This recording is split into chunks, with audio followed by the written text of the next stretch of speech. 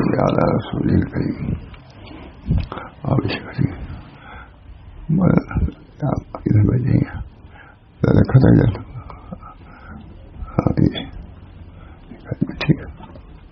ٹھیک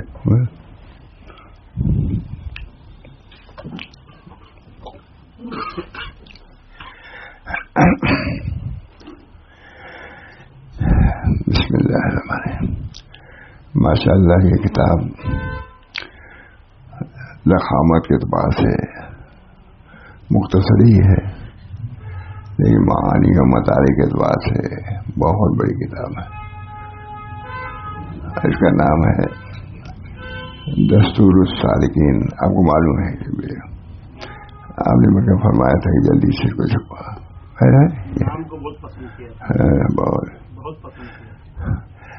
دستور السالکین لقرب رب العالمین ہے نا.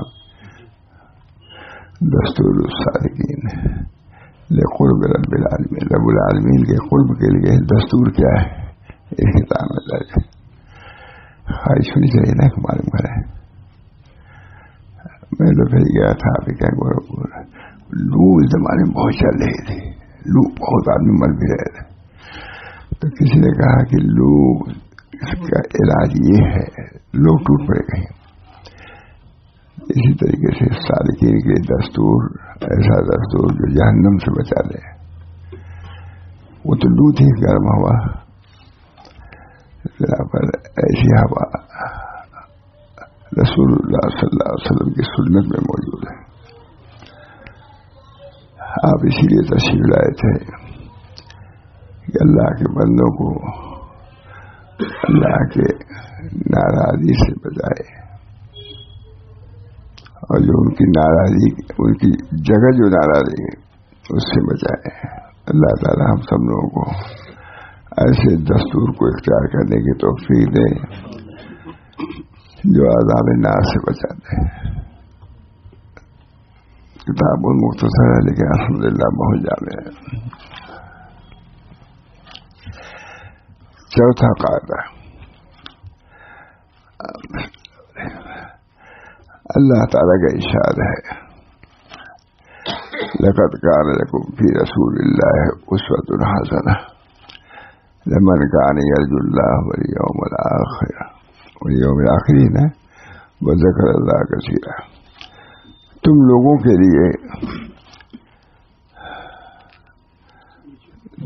کے لیے یعنی ایسے شخص کے لیے جو اللہ تعالی سے روز آخرت سے ڈرتا ہو اور کثرت سے ذکر الہی کرتا ہو.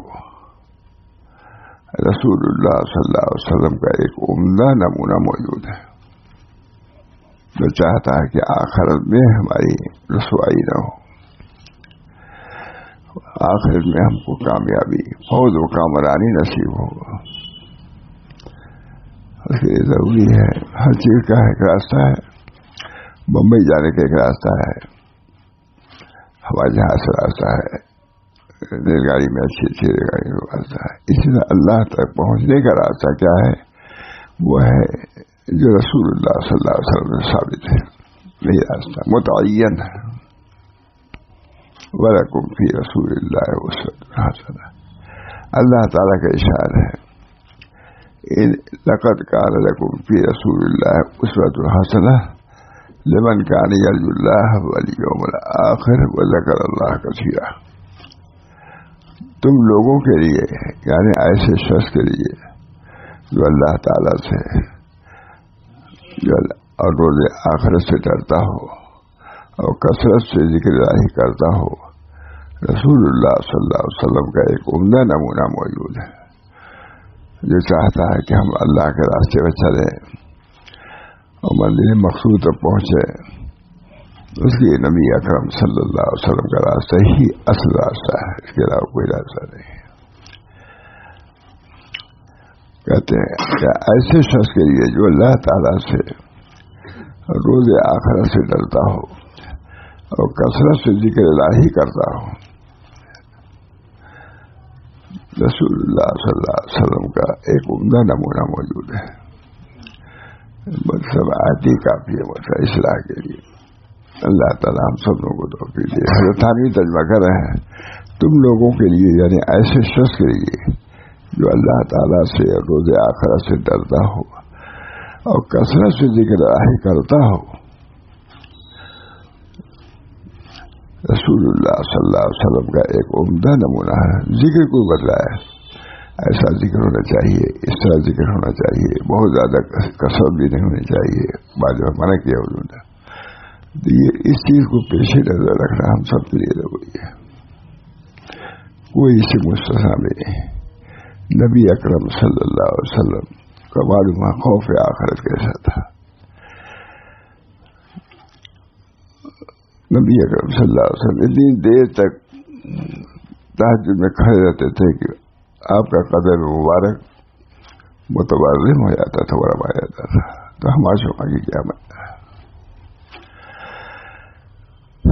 حضرت امام ابو حنیفہ کا واقعہ موجود ہے. مولانا عبدالعلی فرقی محلی نے لکھا ہے کہ عشاء کی نماز انہوں نے پڑھا جماعت کے ساتھ. امام نے سورہ اذا زلزلت پڑھی تو بقول ہمارے حضرت کے کہ امام صاحب تو اپنے حجرے میں چلے گئے پڑھ کے, لیکن امام ابو حنیفہ رحمۃ اللہ علیہ بیٹھ گئے. یہ حضرت کی بات ہے. امام صاحب تو پڑھ کے کمرے میں چلے گئے, مگر امام ابو حنیفہ بیٹھ گئے اور داڑھی پکڑ لیا. اے وہ ذات جو قیامت میں اچھے اعمال والوں کا بدلہ جنت میں عطا فرمائے گا اور دوزخ کا اور برے اعمال کی جزا دوزخ سے دے گا. کہتے رہے صبح ہو گئی. مشہور ہے واقعہ. ہمارے حضرت بادشاہ صلی اللہ علیہ وسلم اس واقعے کو بہت بیان کرتے ہیں چونکہ ان کو بھی آخرت کی فکر رہتی تھی. مجھے خود یاد ہے کہ ایک دفعہ آئس کریم اس بارے میں کہا جا رہی تھی لیکن بہت عمدہ کوئی نہیں. ایک چمچہ کھایا اور نواسی بیٹھی ہوئی تھی, دے دیا. کھا جا تم, میں کھاؤں گا تو گناہ ہی کروں گا. عملی طور سے بتا حضرت اپنے حجرے میں تھے, میں چلا گیا ترائی تھے, اللہ ڈال رہے تھے اور یہ شعر پڑھ رہے تھے چپیر شدی حافظ میں قدم بیروشو, چپیر شدی حافظ میں قدم بیروشو, رندی وہ وسنا کی طرح دے شباب اولا. اے حافظ تم بڈھے ہو گئے. یہ سب آزادی کی باتیں جو جوانی میں تو ٹھیک ہے, بڑھاپے میں جیب نہیں دیتی. یہ ہمارے بزرگوں کے واقعات ان کی سیرت ہے عقیدت کے. اللہ تعالیٰ ہم سب لوگوں کو اپنی اصلاح کی فکر پیدا فرمائے اور سیرت نبوی کو اختیار کرنے کی توفیق مرحمت فرمائے. بہرحال یہ وہی اسی کا بیان ہے, مختصر ہے. تم لوگوں کے لیے یعنی ایسے شخص کے لیے جو اللہ تعالیٰ سے اور روز آخرت سے ڈرتا ہو اور کثرت سے ذکر الہی کرتا ہو, رسول اللہ صلی اللہ علیہ وسلم کا ایک عمدہ نمونہ موجود ہے. بیان ہوا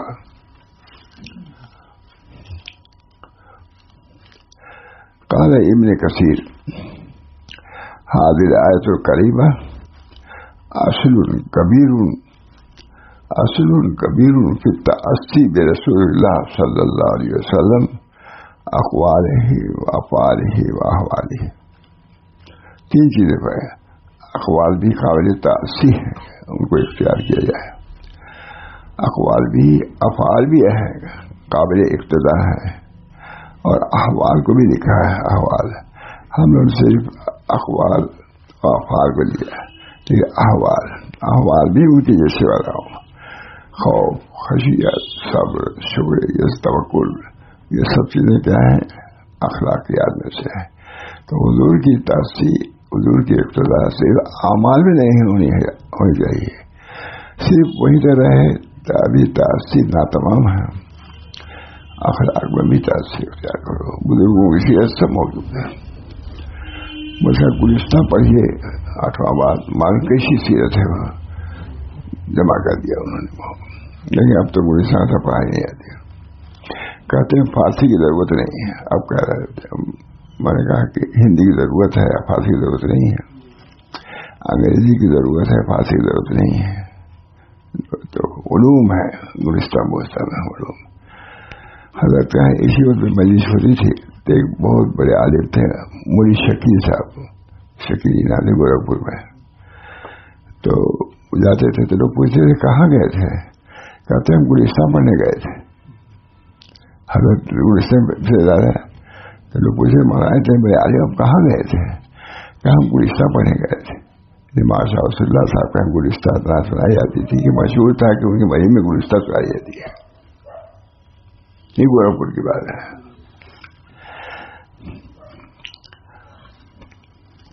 ابن کثیر نے فرمایا یہ آیت کریمہ رسول اللہ صلی اللہ علیہ وسلم کے اقوال میں، افعال میں اور احوال میں آپ کی ذات کو اسوہ کے طور پر اپنانے کی غایت اصل و اصول کی حیثیت رکھتی ہے. اصل و اصول یہ ہے.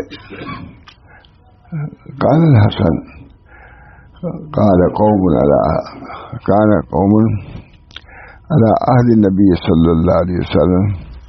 حضرت حسن بصری نے فرمایا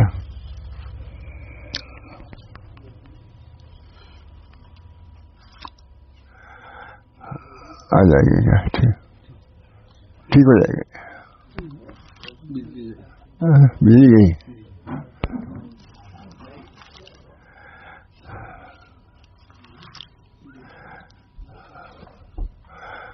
آگے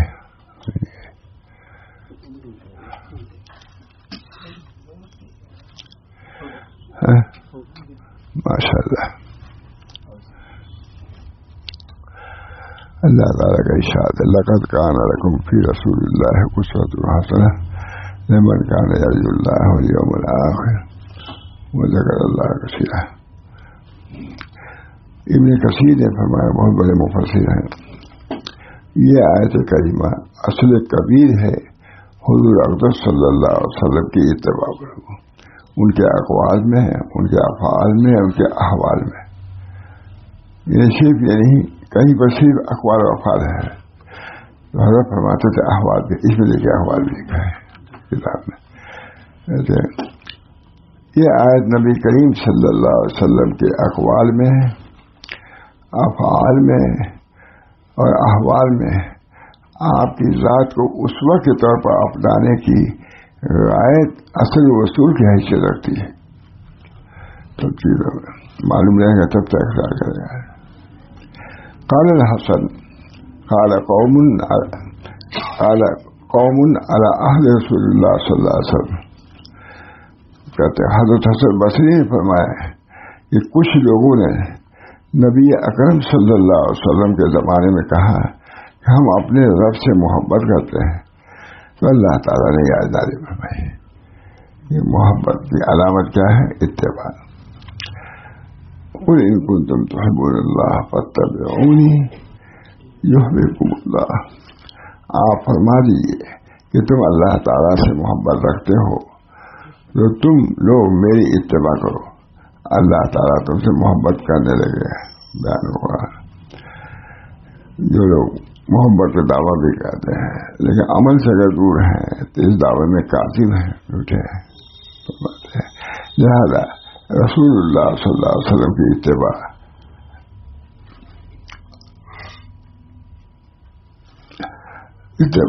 اور آپ کو اپنے لیے اسوہ بنانا یہ اللہ تعالیٰ سے سچی محبت کی دلیل ہے.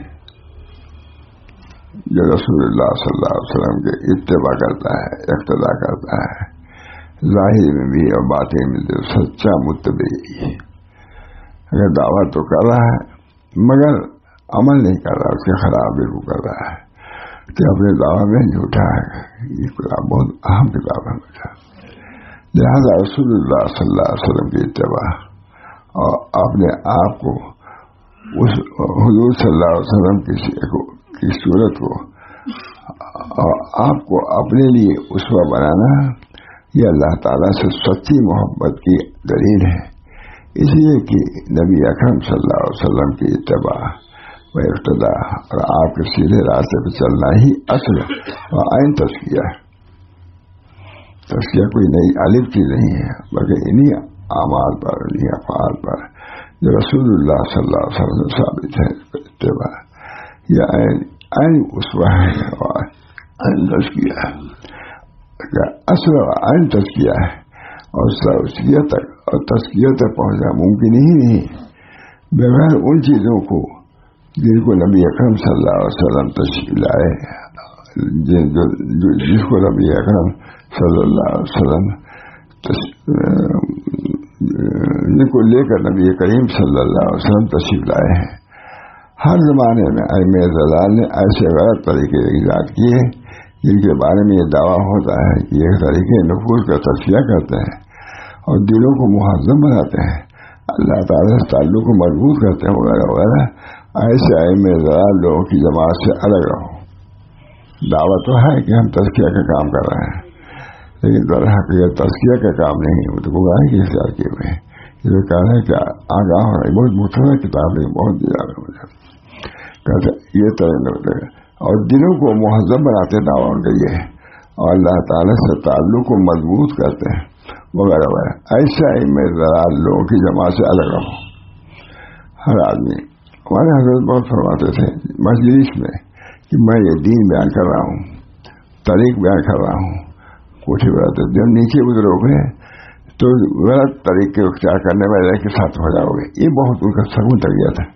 میں بیان کر رہا نا, سن رہے ہو, اسی کہتے رہے سن رہے ہو, مگر ابھی نیچے کوٹھے ہو جاتے تھے. نیچے جاؤ گے اور کسی موزل کو دیکھو گے, جاہل اجہر کو دیکھو گے, اس کی اتباع کر لو گے, اس سنت کو چھوڑ دو گے. بہت کہتے تھے مجید میں. اللہ تعالیٰ ہم سب لوگوں کو صحیح طریقہ اختیار کرنے کی توفیق فرمائے. جو صحیح طریقے پہ ہو گیا آگے کر پہنچے گا. بمبئی کا راستہ جانا ہے, بمبئی والی گاڑی میں بیٹھو گے تو آگے کر پہنچ جاؤ گے. اور تم بمبئی جا رہے ہو, راستہ پکڑے ہو دوسرا, پہنچے گے کبھی. اسے نبی اکرم کا صلی اللہ علیہ وسلم کا راستہ ہی وہ راستہ ہے جو اللہ تک پہنچانے والا ہے. وہ اس کا خود بھی غور کرنا چاہیے ہر معاملے میں. صرف سنت یہ نہیں کہ آپ نے ظہر کی سنت پڑھ لیا, عشاء پڑھ لی, نہیں. دیکھیے کہ ہمارے کیا اعمال ہونا چاہیے, لوگوں کے ساتھ کیا اخلاق ہونا چاہیے, کیا معاملات ہونا چاہیے. ہم لوگ بیٹھے یہی دعا سنتے رہتے ہیں, یہ ہوا وہ ہوا. یہ مطلب میں پوچھتا ہوں کہ یہ معاملہ کس کے ساتھ ہوا, بہت اپنے لوگ ہیں. میں کہتے ہیں اپنے لوگوں نے یہ کیا, اپنے تعجب ہوتا ہے. جو بزرگوں کی صحبت میں رہا ہو اور بزرگوں کے پاس بیٹھا ہو, پھر بھی اپنی اصلاح کی اس کی فکر نہ ہو تو اس کو کچھ حاصل نہیں ہوا. فکر اصلاح یہ اصلاح ہے, تو فکر اصلاح ہوتی ہی نہیں کہ ہم کو اصلاح کرنا ہے. بلکہ فرماتے تھے کہ جو مجلسوں میں بات ہوتی ہے, جو بات ایسی ہوتی ہے جو ناگواری کی ہوتی ہے, تو آپس میں کہتے تھے یہ فلاں پر کہا, یہ بہت غصہ ہوتے تھے. پہلے اپنے کو سمجھو کہ ہمارے لیے یہ کہا گیا ہے, یہ نہیں کہ اس کو ٹال دو کو فلاں کے لیے کہا گیا ہے. دیہاتوں میں اللہ تعالیٰ ہم سب لوگوں کو اپنے نفوس کے تزکیے کے اہتمام کی عظیمت اور ارادہ فرمانے کی توفیق مرحمت فرمائے. ہر زمانے میں ائمہ ضلال ایسے غلط طریقے ایجاد کرتے ہیں جن کے بارے میں یہ دعویٰ ہوتا ہے کہ یہ طریقے نفوس کا تزکیہ کرتے ہیں اور دلوں کو مہذب بناتے ہیں, اللہ تعالیٰ سے تعلق کو مضبوط کرتے ہیں وغیرہ وغیرہ. ایسے ائمہ ضلال لوگوں کی جماعت سے الگ رہو. دعویٰ تو ہے اس کا, لیکن بالکل گمراہی کی طرف لے جا رہے ہیں. ایسے ائمہ ضلال لوگوں کی جماعت سے الگ رہو. رہ کر تاریخ جگہوں میں خلوت نشینی کی تاکید کرتے ہیں. وہ مخصوص و متعین الفاظ کے بیچ کی بصیرت کرتے ہیں اور یہ خیال کرتے ہیں کہ ان چیزوں سے نفوس کا تزکیہ ہوگا, تہذیب تربیت ہوگی وغیرہ وغیرہ. مگر یہ سب باتیں ہیں. وہی طریقہ نفوس کے تزکیے لیے ہے جو رسول اللہ صلی اللہ علیہ وسلم سے ثابت ہے. پر متعین بدعات جتنی بھی آئی ہیں اسی اصول کو چھوڑنے کی وجہ سے بدعات آئی ہیں. جو نبی اکرم صلی اللہ علیہ وسلم کو آپ اسوہ بنائیں گے, نمونہ بنائیں گے, تو پھر اس کے بعد گمراہی نہیں ہدایت ہی ہدایت ہوگی. ہم لوگ بمبئی میں تھے, میں تھا یہی کے شیخ تھے, حضرت نے فرمایا، میرے کو آخر کی بات ہے یہ سمجھیے، میں تھا یہاں کے بہت بڑے شیخ تھے، فرمایا آج جو گمراہی آئی ہے اپنے شیوخ کو چاہے غلط ہو، ان کے اپنے شیوخ کے وظائف کو ترجیح دیا ہے نبی اکرم صلی اللہ علیہ وسلم کے طریق پر، اس لیے گمراہی آئی۔ مشائخ کیا بھی گمراہی اس لیے کہ اپنے طور طریقہ وظائف کو ترجیح دیا ہے نبی اکرم صلی اللہ علیہ وسلم کے وظائف پر، ان کے معمولات پر۔ تو ان سے پوچھا کہ کہیے مولانا میں صحیح کہہ رہا ہوں؟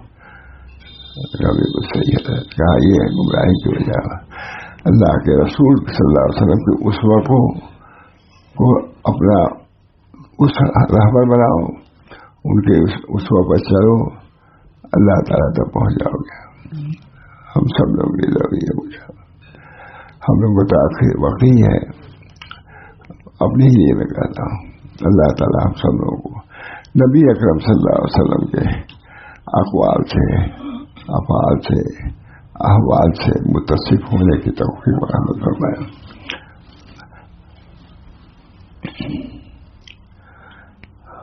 لہذا رسول اللہ صلی اللہ علیہ وسلم کی اتباع اور آپ کو اپنے لیے اسوہ بنانا، یہ اللہ تعالیٰ سے سچی محبت کی دلیل ہے۔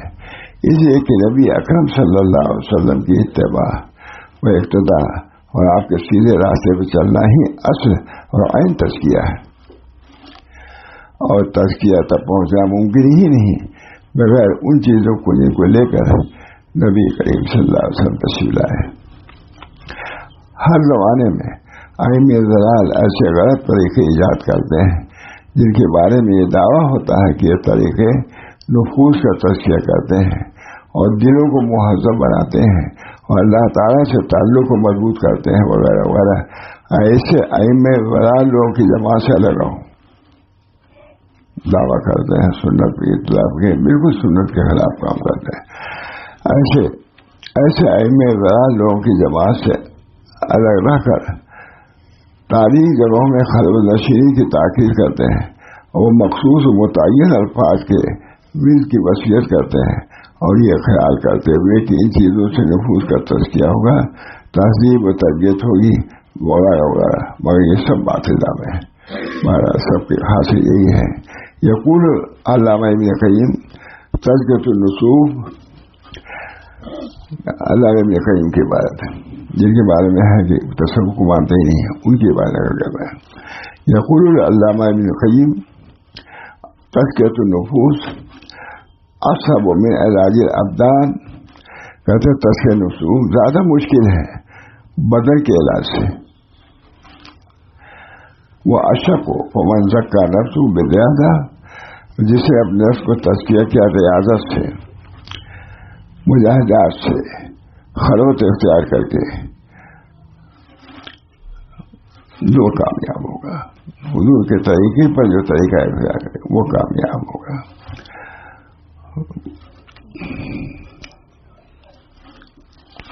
بہت اچھی بات۔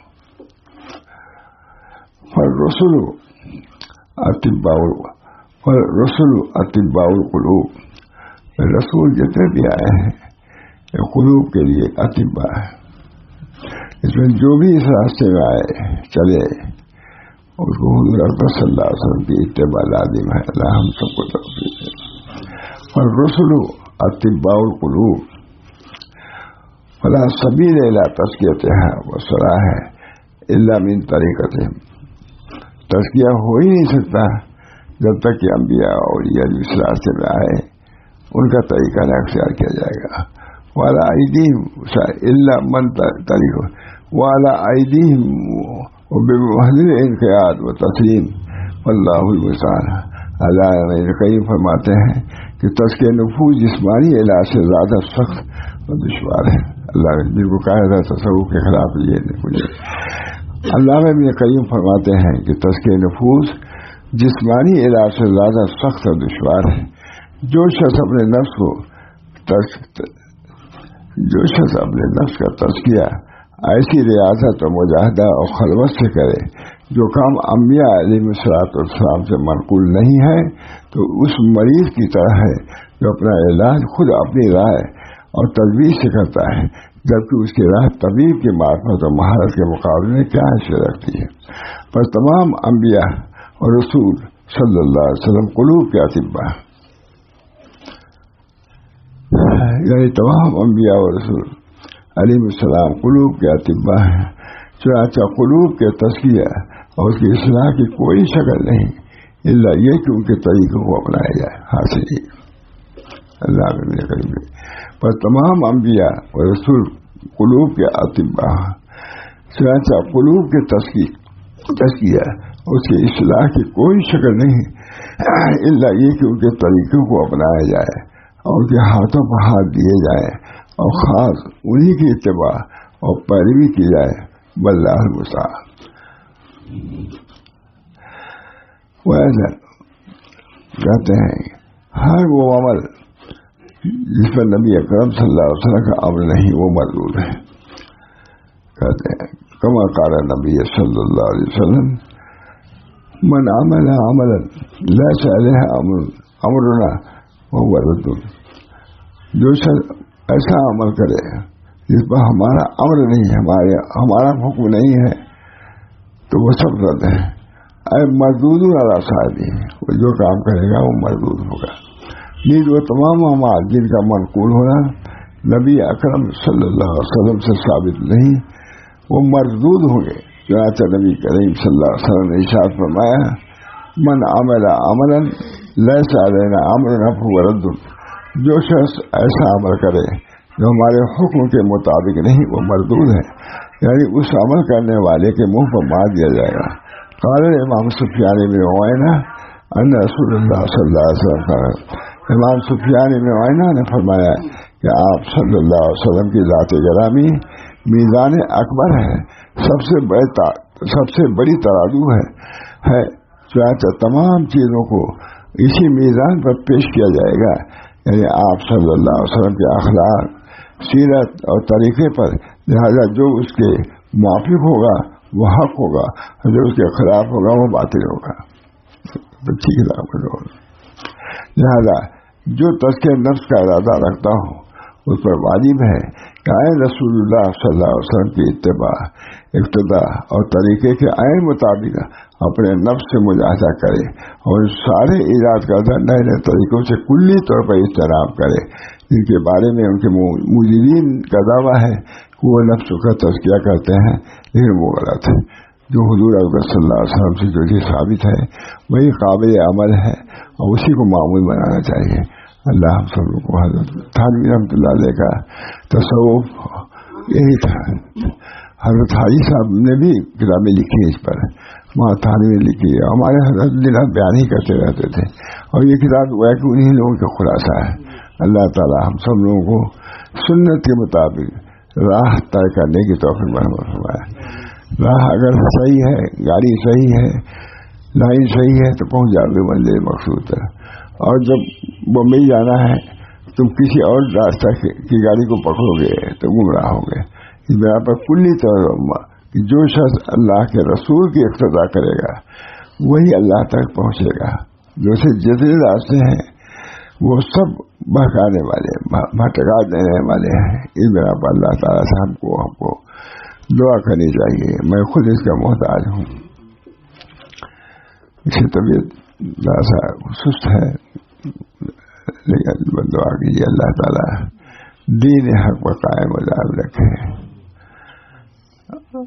اپنے کو نبی اکرم صلی اللہ علیہ وسلم کے اخلاق معاملات کے سانچے میں ڈھلنے کی بھی توفیق مرحمت فرمائے. مختصر سے یہ ہے، طبیعت بھی الحمدللہ ٹھیک ہے لیکن بہرحال زیادہ ٹھیک نہیں ہے. اللہ تعالیٰ سے دعا کیجیے، صحت کے لیے بھی دعا کیجیے اور طریق پر رہنے کی، طریق پر مرنے کی بھی توفیق مرحمت فرمائے. وہاں بچے ہیں، بڑے ہیں، سبھی سے میری درخواست ہے، چاہے وہ عزیز ہو رشتے کے یا کسی درجے سے تعلق کسی درجے میں ہو، اس تعلق کا پاس لحاظ جو در حقیقت نبی اکرم صلی اللہ علیہ وسلم سے تعلق ہے. اللہ تعالیٰ کی یہ تمام چیزیں ہیں جو قابل عمل ہیں، لائق عمل ہے. اللہ مجھے بھی توفیق دے، آپ رات کو بھی. وآخر دعوانا الحمدللہ رب العالمین. دعا کیجیے. اللهم أصلح أمة محمد صلى الله عليه وسلم. اللهم ارحم أمة محمد صلى الله عليه وسلم. اللهم فرج عن أمة محمد صلى الله عليه وسلم. اللهم اغفر لأمة محمد صلى الله عليه وسلم. اللهم ألف بين قلوبنا. اللهم ألف بين قلوبنا وأصلح ذات بيننا واهدنا سبل السلام ونجنا من الظلمات إلى النور وجنبنا الفواحش ما ظهر منها وما بطن وبارك لنا في أسماعنا وأبصارنا وقلوبنا وأزواجنا وذرياتنا وتب علينا إنك أنت التواب الرحيم. اللهم ألف بين قلوبنا. اللہ ہمارے قلوب میں الفت ڈال دیجیے، باہم جو عداوت ہے، طرح طرح کی خرابیاں قلوب میں ہمارے اندر، یا اللہ ان کی اصلاح فرما دے. اللہم الف بین قلوبنا واصلح ذات بیننا واہدنا سبل السلام ونجنا من الظلمات الى النور وجنبنا الفواحش ما ظهر منها وما بطن وبارك لنا في اسماعنا وابصارنا وقلوبنا وأزواجنا وذرياتنا وتب علينا إنك أنت التواب الرحيم. ربنا تقبل منا إنك أنت السميع العليم برحمتك يا أرحم الراحمين بحرمة سيدنا النبي الكريم صلى الله تعالى عليه أجمعين. لا إله إلا الله.